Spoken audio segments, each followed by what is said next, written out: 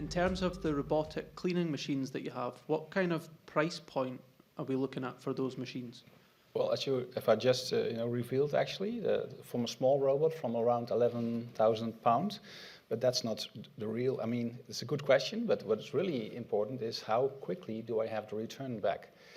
Because that makes it interesting, yes or no. Because if I have a robot for, let's say, €2,000, but it doesn't work, but if I have a robot that I can have a return on investment in 5-6 months, and it can last for 5 years, then I can get into situations like a saving cost of £90,000.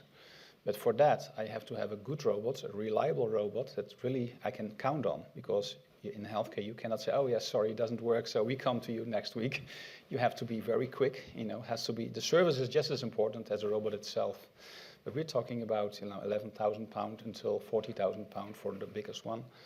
And we have several robots in between. I didn't want to make it a sales show, but I just focused on the things that are interesting for, I think, NHS in general. But we also have some special products in that, but that's around. And those prices, is that a one-off charge, or is that like a lease that you would be paying every year? That depends on what you like. Yeah. So you can rent it, you can lease it, you can purchase it. Mm-hmm. Because of the short ROI, a lot of people, they say, okay, let's purchase, because we all know that if we lease it or rent it, we pay more. But if you don't have the budget now in your pocket, of course, then it's better to lease or rent it. Stephen Hall, Head of Facilities at Milton Keynes Hospital. We all do like to go and see things and sort of kick the tyres because presentations are great, but we like to see things. Have you got any of the cleaning robots in hospitals within the UK? I'm not. I have a global job actually for Gaussian, so I don't know all the addresses where they are, but I can share them with you. Of course, you can take my card, or I can. Okay, thank you. I can let you know where they are. Yeah, but they are actually. I know they are on all the airports in the UK. Okay. And several hospitals, but I don't know them by heart, to be honest. Okay, that's super. Yeah, thanks. Okay. Thank you. Yeah. Perhaps to expand on that, maybe it's worth a conversation and having a couple of these machines at the National Robotarium. Now we are in Edinburgh, so if people fancy a trip up to Edinburgh, we could have a conversation about being able to are we allowed to kick the tyres of the robots? Is that something we're of course. We're encouraging? I'm a very big fan of, I would never buy a robot myself without having it tested first. Because it's new technology. A lot of people, with all respect, this is totally new. So they're a little bit, we call it cold feet, I guess, is your expression. So shall we try it? Shall we not try it? Does it really work? It really works. And if you asked me this question 3 years ago, I would have said, no, it's, a little bit child diseases here and there. But now, the last 3 years, the maturity of the robotics and the way they work and the reliability, actually, to really can count on it is really, really very big.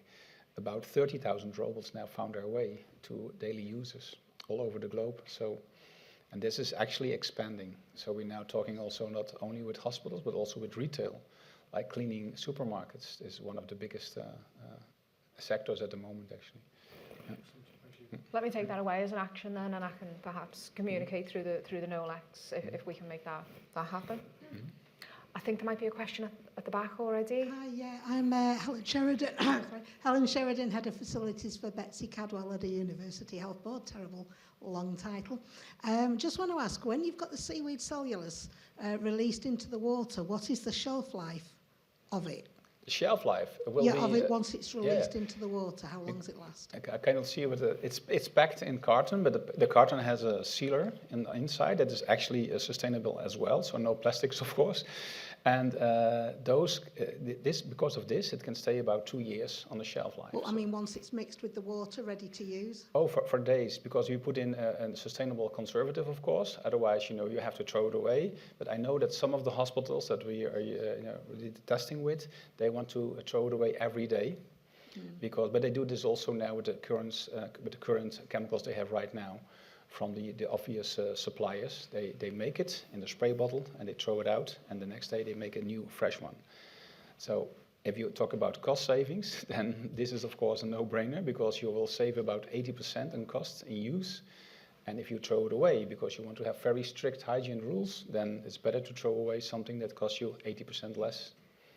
Yeah, just a second part. Obviously, there's a lot of processes involved in making the product.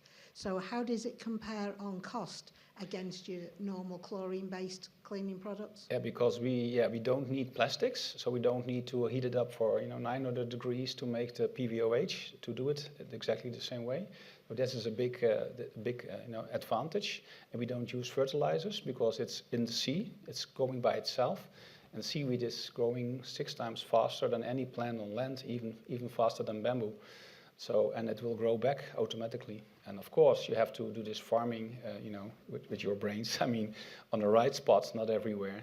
But if it's growing in the sea, we have so much ocean that you can do this without any problem. So that's why it's very easy, actually, or very fast to produce it. And then we make it here in Europe, by the way, in the European.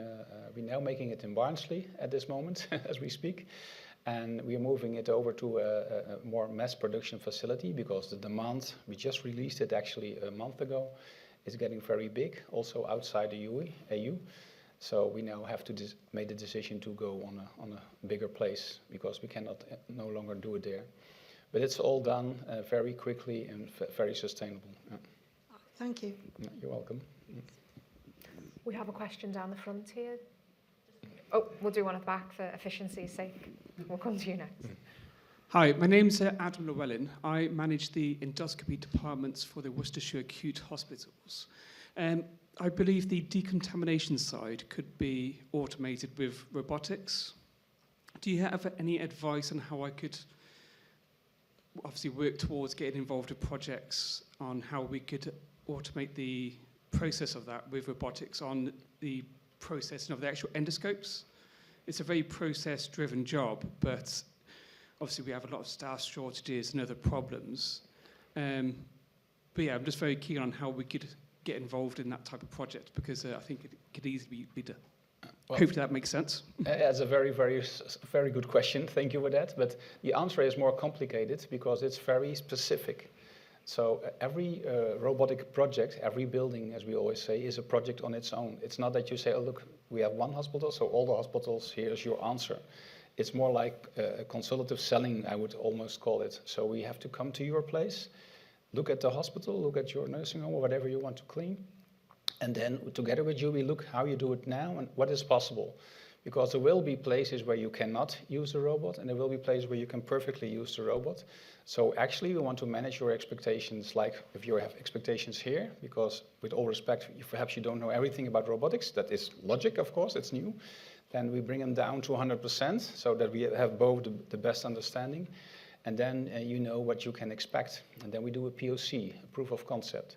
So we let the robots drive around, and you can see how it's going, and because we want to adjust the programming of the robot to your needs, because you are the expert still, and the cleaning expert, and so this is what is very important, and we will make it happen. So we will take care of the technology and the programming fits what you want, but this is always tailor-made. There's no, let's say, one size fits all in this case. Yeah. I'm just double checking from the questioner. Was that a question for Peter or possibly for the National Robotarian? Yes, for yourself as well, because with obviously the scope, obviously it's had a procedure, goes into the decontamination side where a person will obviously put the scope into a sink, which is just a very process of obviously manually brushing the Olympus scope, for example. Then it goes into an AER to process with chemicals. Mm-hmm. Post-AER goes into a storage cabinet. Quite a few processes, I believe, could be done from what you're talking about on a humanoid robot. Potentially, absolutely. And I think, in short, the answer is let's have a conversation to understand it, not too dissimilar to what Peter has described there. Let's understand what is possible, what's not possible. And I think speaking to the stakeholders and understanding the problem holistically is really important. So again, what's the return on investment? Are the maintenance team happy with this? It's as I said before, it's not necessarily just about the capabilities of the robots. Is everything else in place to enable this to be adopted long term? But let's have a conversation afterwards. Please do come and find me over coffee, perhaps. Were you going to? Yeah, I guess the procedure for understanding how and where automation, robotics, AI is appropriate. starts by understanding the process itself, so mapping all of the stakeholders, understanding the processes, the chemistry, the different aspects of physics, and how humans interact with it. And then, trying to find out what is feasible to automate at the current time, what isn't. But that very much sounds as though humanoid robotics or aspects of humanoid robotics, cobots, would be good in that particular circumstance. Hi, I'm Moira. I'm from Barts Health Trust. I'm the Associate Director of Cleaning. Know quite a lot about robotic cleaning machines for the cleaning of surfaces and what have you. And I'm not really sure, I think I've probably aimed at all three of you this question, but we'd be very interested in looking at, although I work in the bit that's technically soft FM, we have to go hand in glove with our hard FM colleagues, and a lot of the issues around HAIs and things that get caught in the air is the air quality. So air handling units and all of the, is there anything really innovative looking at how that can be automated much more quickly? So I'm talking the internal cleaning, not just the changing of the filters, because even if you change your filters, well, and it costs an awful lot of money, which is why cynically I don't think it gets done as often as it should do, and also because it's in the difficult box, it's accessibility. Does that make sense as in a question? Well, I'm looking to Michael first, perhaps. no. Yeah. IoT systems nowadays, retrofittable IoT systems, very, very low cost. So for additional insights, environmental monitoring, integration in the HVAC system, footprint is very small. Talking maybe £4 or £5 per sensor point, measurement point. And some of those can be battery operated as well. Very, very low energy footprint. So the IoT system can give insights as to what's happening, not only in the building, but in the HVAC system itself. How well the air handling units are performing, efficiency, the statistical estimates of how clogged a filter is. So around the predictive maintenance, we can get a lot of insights into system operation in that aspect as well. Yeah, some interest in that side of it. And there are, don't directly work in the automation of the maintenance of the HVAC system itself. I'm more concerned and working on the operational side. So working out airflow set points, automatically adapting to how a building's being used. But I have seen some very innovative research around automation of cleaning of filters. And that was, I believe, Glasgow City Council. They were very interested. We started some conversations with them earlier. But yeah, remote maintenance, automated maintenance, that's very much feasible with IoT as well. Yeah, just continuing on from that sort of having a sensor array and using the data for predictive maintenance.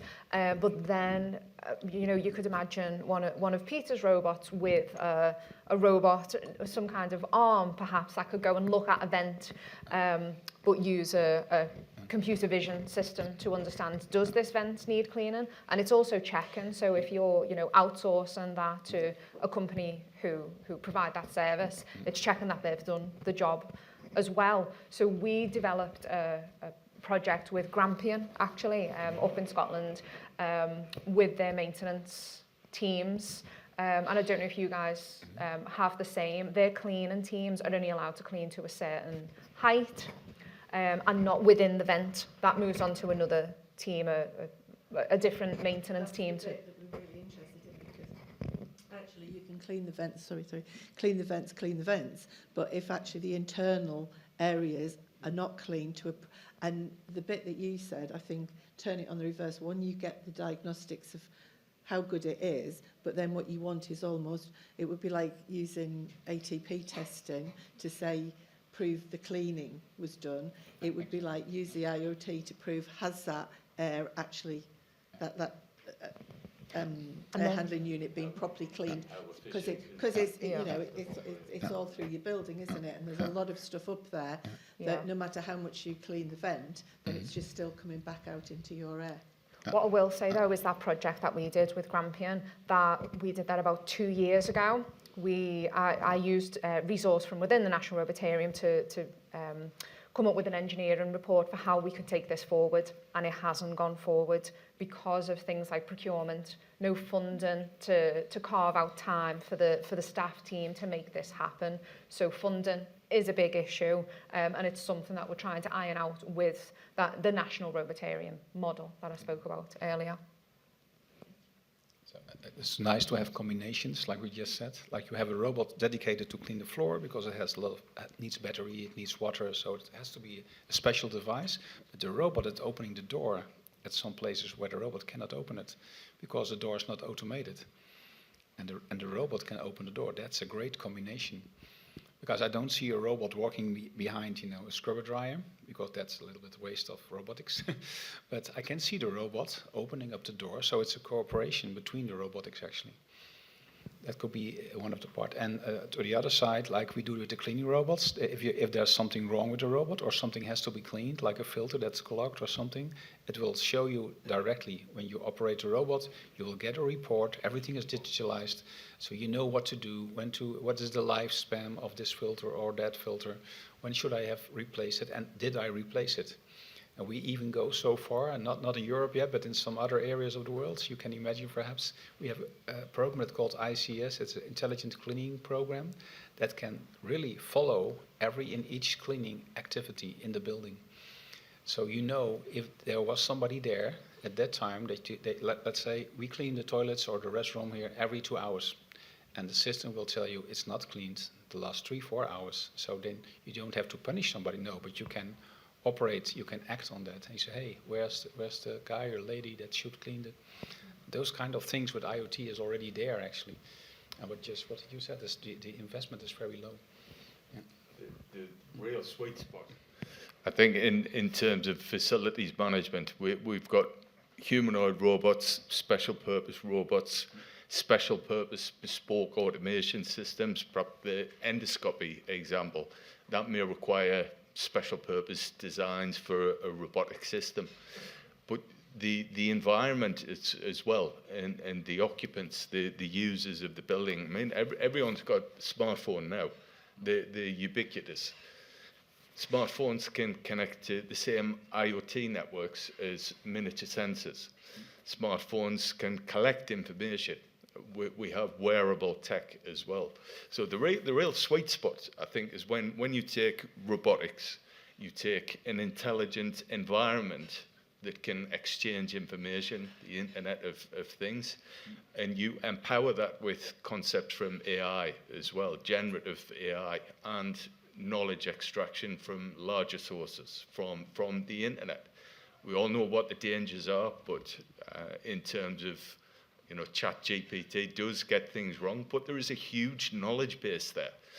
And we can start to create and train models and correct models which can tell us about how we should be optimally managing a facility. And when that starts to interact with real information from the building, from the CCTV systems, and can interact with robotics and automation and the users within the building, that's where the sweet spot kind of lies. In our experience, for example, working in shopping malls and schools in Abu Dhabi, you can imagine the footprint during the hot months in Gulf countries. The energy footprint for cooling of a building is huge. GCC is a region, highest region in the world in terms of cooling requirements for a building. We can pick up with IoT and through CCTV feeds a lot of information, feed this back into a system, but we can also pick up some very, very simple things that a facilities manager, a caretaker can correct. Leaving a door open, leaving a window open. If you leave a window open in a school, the air conditioning system just ramps on full belt and you're pumping cold air out into 50 degrees C desert. So picking that up automatically, sending an email to a facilities manager to say, oh, the door's left open, get that door closed within a couple of minutes. That saves a huge amount of energy as well. So the real sweet spot is not in any one technology, but how the technology interacts with the environment and the people who use it as well. Good morning. My name's Eileen Phillips. I'm the Director of Soft FM for Barts Health. Peter, Michael, Lisa, thank you very much. It was really, really interesting first session. There's a lot of food for thought there. Our services, we manage 5 of the big London hospitals. Our turnover for Soft FM alone is around about 130, 140 million a year. If you add then Hard FM on top of that. We are incredibly interested in what smart buildings, automation, robotics can do for us, because every NHS trust is now under pressure in terms of cost improvement programmes, declining budgets. We all know that the majority of our spend in Soft FM is on labour. That's not to say we don't have huge procurement budgets as well.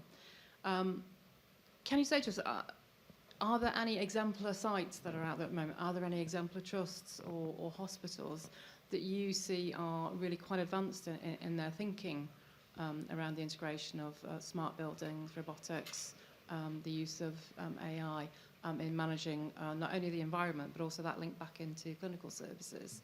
Is there anybody out there at the moment that we should be going and talking to, other than yourselves, and we will pick up with you in the break, what opportunities there may be?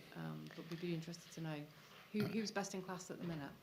There is, of course. There are examples of that, of successful cases. But what I always say, because if you ask me this and I show you a hospital that's working with that, I will bring you to a hospital where everything is okay, to be honest. I will not bring you to the hospital where it doesn't work, because that's not what you want to see, and that's what I don't want like you to see.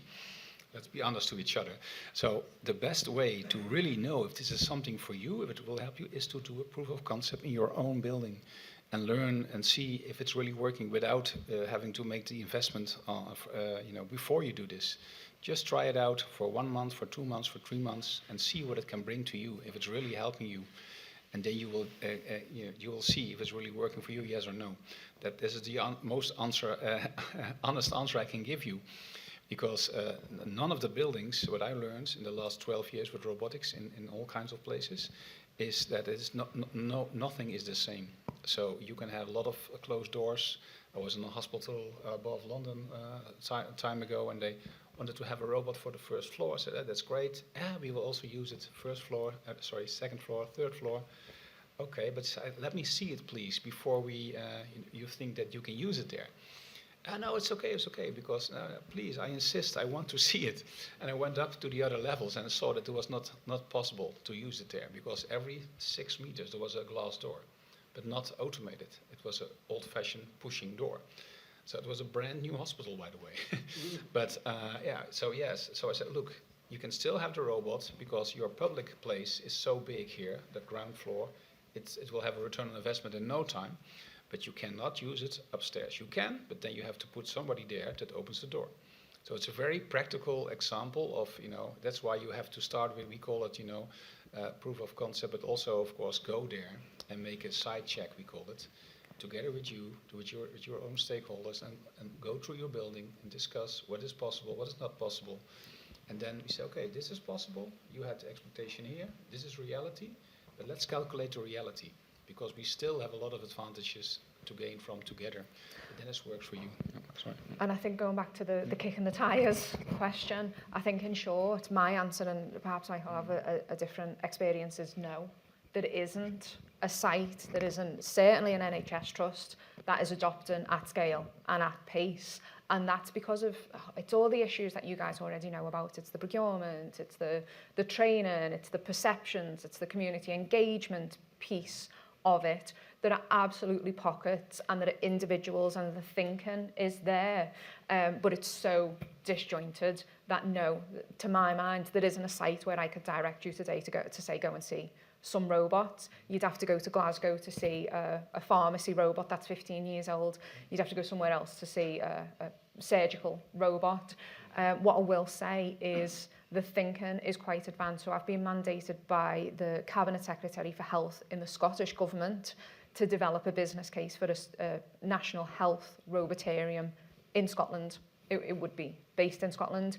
and we've done a lot of working with the sort of grassroots frontline workers, management within NHS, but the decision making across boards is not there. So if there was one ask from me today, it's to start putting pressure on the Department for Health and really pushing upwards to say this needs a coordinated approach. The 10-year, the new NHS 10-year programme, I was heartened to see that there's 30 mentions of robotics. Usually robotics is rolled up into AI in mentions in any of these policy papers, but I think there was 33. I just done a quick search throughout the whole thing. There was 30 mentions specifically of robotics. So we are moving in the right direction, but there's not that coordination and strategy at the top, and it needs that decision making at the top. Maybe. And sorry, in some other countries, in other countries there is some progress. Sorry, but you can always go there. But again, it's best to see it for yourself in your own building. I think some of the issues that we have as well. Quite right point I was going to make as well. If you go to China, in many aspects, they're kind of leading in terms of facilities management, deployment of robotics. Singapore as well. And that's not the technology. We can access the same kinds of technology as they've got in China, but we're working in a slightly different environment. Think about the age of buildings and the variability among the age of the building stock that we're dealing with in terms of the NHS. The systems that are being used in the buildings. Some buildings don't really have building management systems per se. Other buildings within the NHS have quite modern Schneider-based building management systems or similar. So there's a whole mix in terms of the age of buildings, the types of structures, the effectiveness of the structures, how much information is there. There's all kinds of variability across the building stock itself, and that can cause a few issues as well. As been mentioned, what works in one building might not work in another. So that being the case, how is it possible to create a single unified plan for rollout of automation across the NHS? It can't be done. With restrictions, I would say, project by project. If this is a good understanding from the beginning, that's why I call it expectation management in a way. So if you understand that you first have to have a site check, and then you have somebody that comes around together with you to say, hey, this is possible, this is not possible, then you have a better picture, then you have the reality picture, and then you can calculate, is it working for me, yes or no? Can I, is it affordable for me? Is the ROI working for me, yes or no? And of course, there are countries where there is a little bit more about this already in hospitals, like in the Netherlands and Belgium.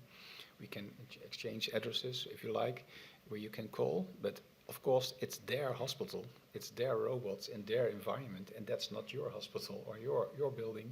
So that makes it tricky. But you can roll out, but then still, it's one by one. It's not, you buy 20 robots and you just spread them over UK and say, okay, good luck with it.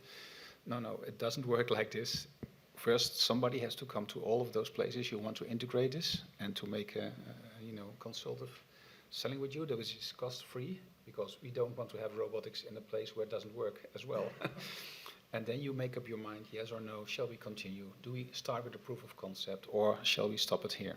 Because it doesn't work in this particular building. But perhaps the new building we're making, then we can, already think ahead and say, hey, if we make a new building or we have some renovation, then let's think about this and that step to make it work for us.